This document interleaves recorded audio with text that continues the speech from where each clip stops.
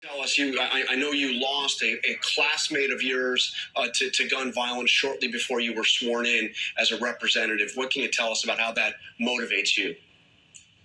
Yes, Larry Thorne was a classmate I graduated with from Mitchell High School here in Memphis, Tennessee. Larry was an extraordinary person, a great administrator in schools, worked with kids all the time, and the mourning and grief we still feel and experience today because we still haven't found out who killed Larry. But we do know that it was gun violence that killed Larry. We do know that in Nashville, just over a week ago, there was a shooting where 6 people were killed, 3 children at 9 years old, and 3 adults who were working at the school.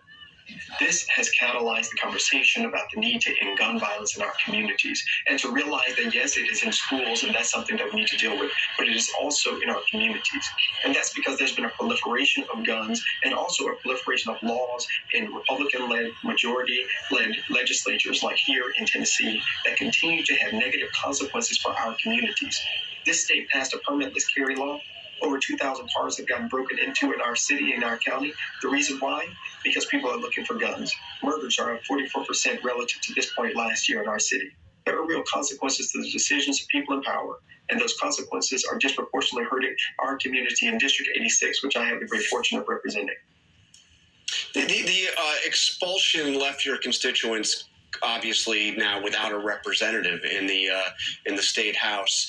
The Shelby County Board of Commissioners will have to send a replacement for you. Are they going to send you? Can we see you reinstated as early as next week?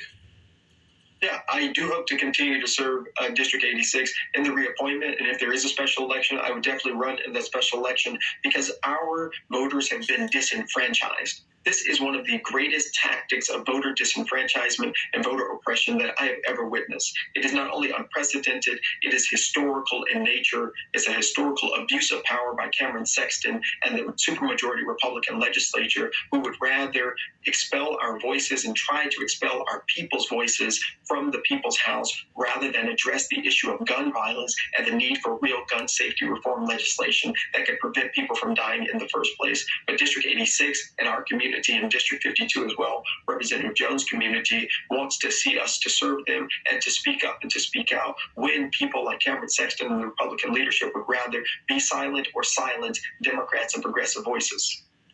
Well, your voice has certainly grown since this. We saw both you and Justin Jones, Gloria Johnson, having a video call with President Biden. Obviously, you had the vice president come in to see you as well.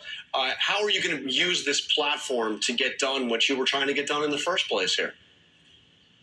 Yes, we can never forget that it was tragedy that has brought us to this moment.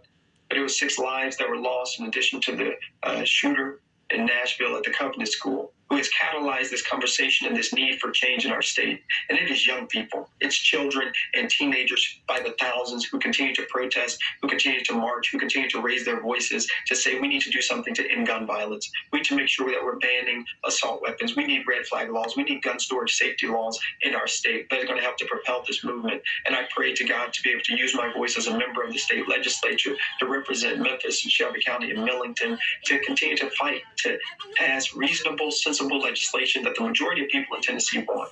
The reality is we have a supermajority Republican legislature that doesn't want to see progress, that prefers to listen to the NRA rather than the constituents. And in fact, the speaker had the audacity to call some of those children and some of those parents and grandparents insurrectionists, likening them to January 6th because they're demanding that their voices be heard in a democracy, which is what we have a responsibility to ensure every person feels that they have a voice in democracy and will not be silenced. All right, Representative Justin J. Pearson, thank you for joining us on This Week.